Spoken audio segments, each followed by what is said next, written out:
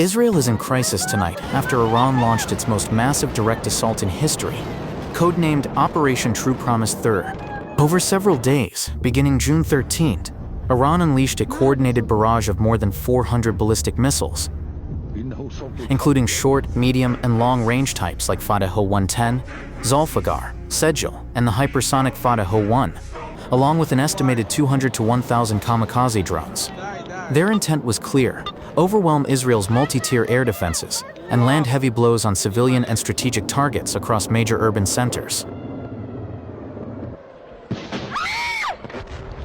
The first missile wave struck just after midnight, setting off air raid sirens in Tel Aviv, Haifa, Sheva, Bat Yam, Bnei Brak, Petah Tikva, Rehovot, Rishon LeZion, Tamra, Jerusalem, and northern towns. Scout drones flew low to confuse radar systems before the heavier ballistic missiles followed in tightly timed salvos. Israel's defense systems, Iron Dome for short-range rockets, David's Sling for medium range, and Arrow interceptors for long-range warheads, managed to intercept a majority.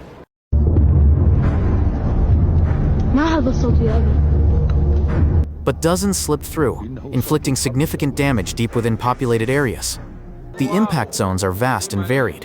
In Bat Yam, one of the worst-hit areas, a missile destroyed a residential apartment building, killing multiple civilians, including children, and injuring scores. 61 buildings across the city suffered damage. In Sheva, Soroka Medical Center was struck in the emergency wing. 30 to 60 hospital staff and patients were hurt, and part of the building must be demolished. The hospital temporarily shut down its ER and moved critical patients to safer wards.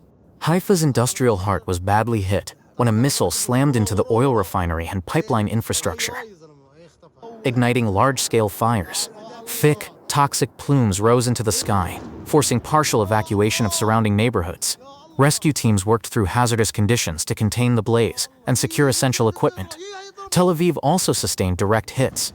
Residential high-rises, the military intelligence compound at Kiryat, the stock exchange building, and commercial zones were struck. Debris fell across streets. Emergency services scrambled to contain office fires and structural collapses. Rishon LeZion saw buildings collapse, killing several and injuring many. In Bnei Brak, Petah Tikva, Rehovot, and Tamra, residential blocks and schools were destroyed. 2 homes in Tamra were completely leveled, leaving families in shock. Across the country, the human toll continues to climb. As of tonight, at least 26 people have been confirmed dead, including children and elderly civilians. Injuries range from light to critical, with hundreds, possibly up to 600 treated in overcrowded hospitals. Dozens are in serious condition. Volunteer triage centers have been established outside damaged medical facilities. Emergency teams continue rescue operations in collapsed buildings, searching for survivors. Infrastructure damage is estimated in the billions. Tel Aviv's skyline bears scars: blown-out windows, charred facades, and fire-scorched parking structures. Utility networks are disrupted. Power outages plague Bat Yam, Haifa, and Bnei Brak. Water supply is cut in parts of Sheva, and telecom systems are unstable. Highways remain closed, train services are suspended, and flights have been grounded indefinitely at Ben Gurion. Haifa's port is sealed, amid damage to the oil terminal. Iran's strategy was calculated and multidimensional.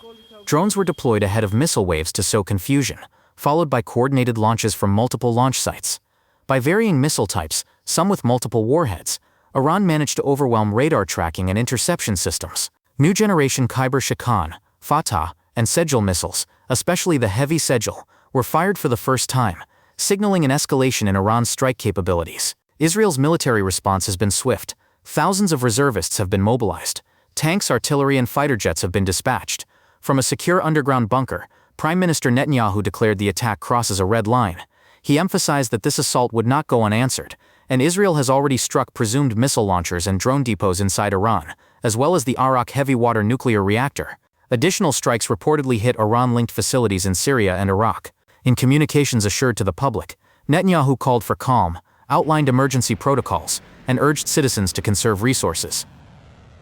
The entire country is under a state of emergency. Curfews and travel restrictions are in effect. Public transport remains halted. Airspace is closed. Checkpoints enforce limited movement. Iron Dome batteries and David's Sling units are being repositioned to protect high-risk zones. Civilian volunteers have converted schools, synagogues, and community centers into shelters stocked with food, water, blankets, and medical supplies.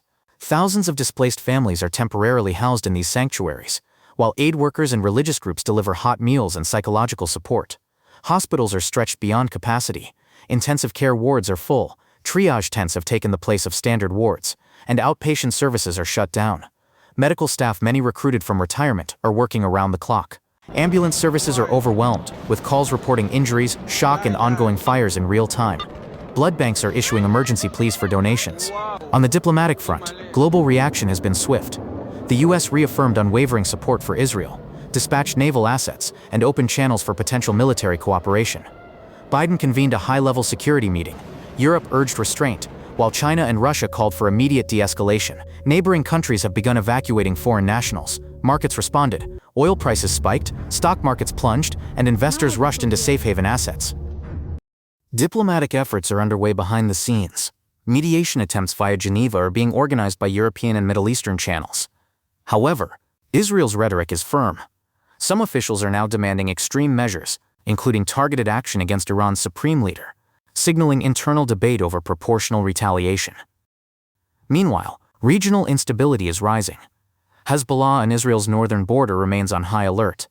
In Syria and Iraq, Iranian-backed militias are preparing for potential engagement. Yemen's Houthis have issued veiled statements of support for Iran. Jordan, Egypt, and Gulf states are monitoring refugee flows. Cyber warfare activity has surged across Israeli critical infrastructure, prompting digital defense alerts. Yet amid the chaos, solidarity shines.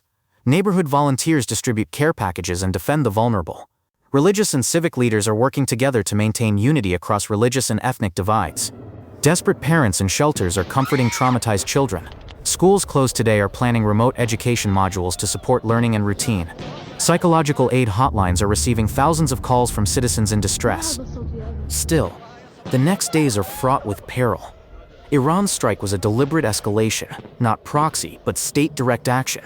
Israel now faces a strategic dilemma: respond forcefully without triggering a wider war that could engulf Hezbollah, Hamas, and regional militias and states. Diplomatic windows exist but are narrow. For now, Israel remains wounded but resolute. Communities have caved in, yet stand firm in shelters. The question on everyone's mind: what will come next? Will Israeli retaliation provoke a broader regional conflict? Can diplomatic efforts diffuse escalating tensions? As the night deepens and emergency teams continue operations, Israel enters a critical period of survival, strategy, and hope. Despite the scars, the country's message is clear: we endure, we rebuild, and we will not surrender.